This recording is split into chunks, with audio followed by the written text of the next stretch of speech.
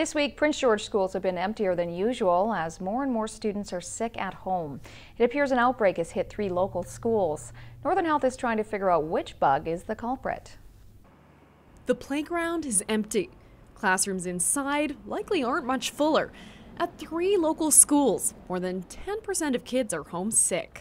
Just this week, we've had reports from a few schools of what we call influenza-like illness.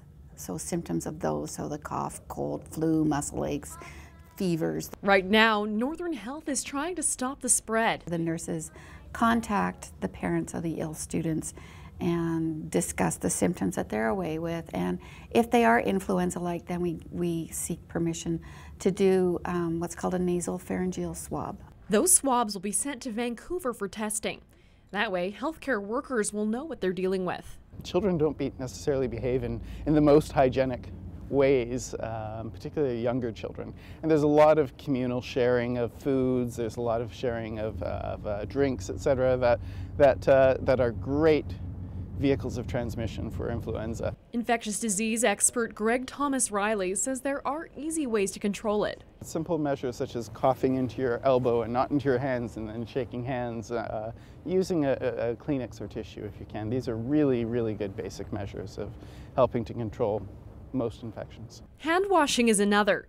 At the sink, kids are told to sing a song. Sing happy birthday, those ones, just so that you know that they're standing there long enough, rubbing the soap on their hands and rinsing for those, just long enough to rinse the germs away.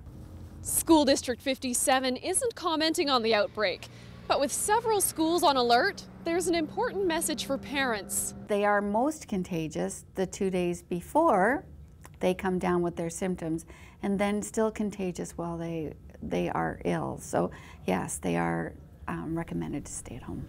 That's a sure way to help stop the spread. Camille McDonald, CKPG News.